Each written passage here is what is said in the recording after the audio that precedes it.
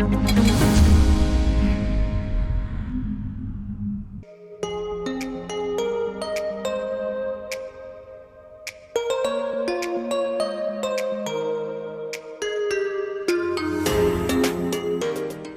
sering mengangkat beban berat atau sering duduk terlalu lama ketika bekerja?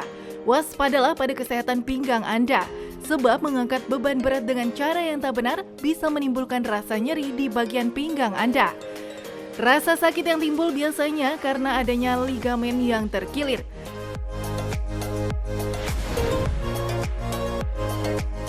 Rasa tak nyaman ini pasti akan mengganggu aktivitas harian Anda ya pemirsa. Selain dengan obat, sebetulnya ada loh ramuan alami yang bisa meredakan sakit pinggang Anda. Memanfaatkan rimpang seperti jahe serta bumbu dapur dipercaya ampuh meringankan rasa sakit pinggang kita.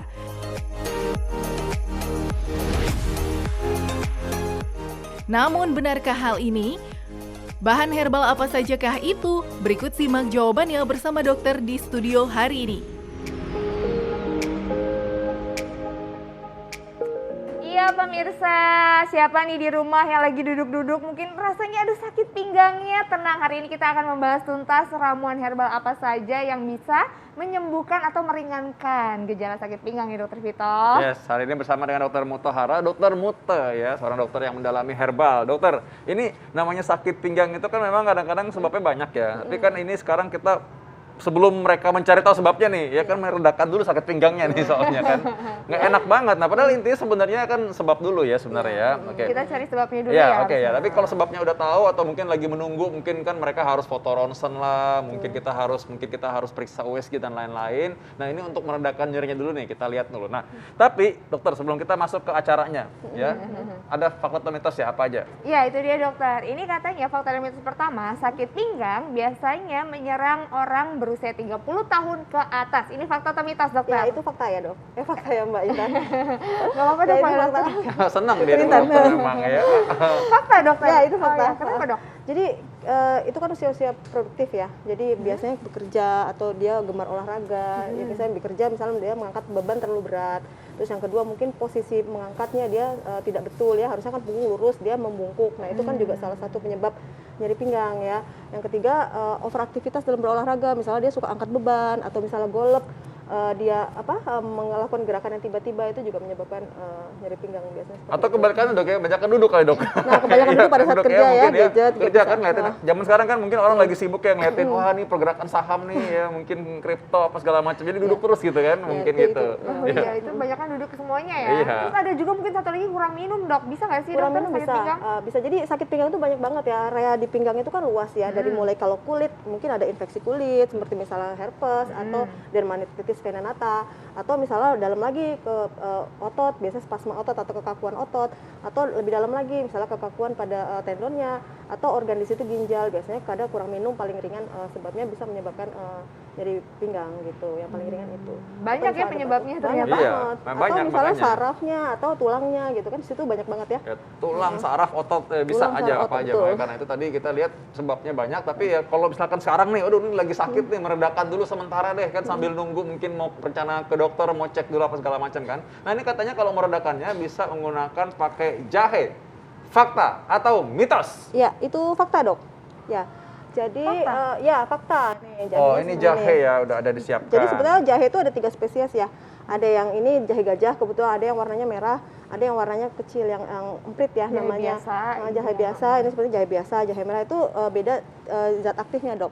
Paling tinggi adalah zat aktifnya jahe emprit. Jadi dia banyak kandungan zat aktifnya. Nah, itu dia fungsinya sebagai antiinflamasi atau anti peradangan pada kasus-kasus spasma otot atau otot yang kaku gitu. Cara ngolahnya gimana tuh, Ya. dokter? Baik, jadi kita siapkan air dulu ya, 2 gelas, kemudian dididihkan. Ini bisa dibantu, Dok. Iya, ini saya udah panaskan nih sebenarnya, tapi kita coba lagi ulang. Nah, Oke, gitu ya. ya. Oke, sementara dipanaskan, terus udah gitu. Nah, nanti kita sampai mendidih ya. Nah, misalnya udah sampai mendidih, kemudian kita masukkan jahenya. Nah, jahe itu harus diperlakukan dulu, misalnya seperti ini dibakar, Oh, kemudian dibakar dulu. digeprek atau misalnya digerus. Nah Supaya itu apa, Dok? supaya mudah keluar zat aktifnya. Oh, gitu. Atau Jadi dipotong digeprek kecil. itu sebenarnya sama digerus itu tujuannya supaya zat aktifnya gampang. Iya, gampang larut. keluar. Oh. Jadi permukaannya kan dia lebih kecil ya, Iya. gitu. Kemudian kita masukkan pada saat sudah Ini mendidih. hijau-hijau ini apa nih, Dok? Ini tadi Ini yang sudah udah dibakar. Dibakar Nah, ya. kebetulan Oh, gitu. diperlakukannya dengan cara dibakar, Oh, dibakar kemudian dulu. ya, kemudian digeprek. Kalau seandainya nggak dibakar dulu bisa atau harus Bisa, dibakar? Oh. boleh dibakar atau digerus atau diparut. Pokoknya diperlakukan supaya dia kecil ya ininya. Itu berapa banyak dokter tadi? Sekitar 5 cm. 5 cm. Kayak ini asapnya sih udah. 5 cm, terus kemudian juga kita butuh serai. Serai juga punya efek antiinflamasi juga, jadi saling bersinergi ya untuk dalam ramuan ini. Gitu. Serai ini harus diikat juga gitu, enggak? Serai itu yang penting digeprek ya, itu kan Digeprek ya, ya. Nah, Ini serai diikat harus biar nggak susah aja biar masukinnya tidak ya. susah masukin. Iya, oke. Oh, jadi semuanya durinya harus digeprek ya dokter? Iya, dan- Ini dibiarin aja berapa lama dokter? Eh, Direbus? direbus dengan api kecil selama 15 menit. Oh, selama 15 menit. Ya, nanti biasanya dari 2 gelas itu menjadi 1 gelas, kemudian diminum sehari 2 kali. Ingat nggak Intan tadi airnya berapa banyak nih? 2 gelas.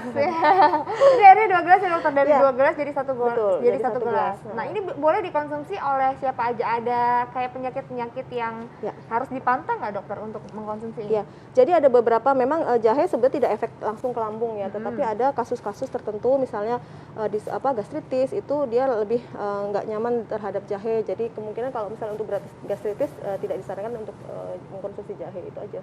Gitu. Kalau yang lainnya aman. Karena kan biasa juga jahe digunakan sebagai bumbu dapur ya. Oke. Gitu. Iya, iya. Ini selama 15 menit ya dokter kita betul. akan diamkan. Harus ditutup juga ya dokter ya? Ya, harus ditutup karena supaya minyak asinnya tidak keluar. Oh, oke, Gitu. supaya nggak keluar. Oke, nah dokter ini sambil menunggu, ini sambil kita merebus nanti bisa dicicip-cicipin. Kita lihat dulu yang satu ini.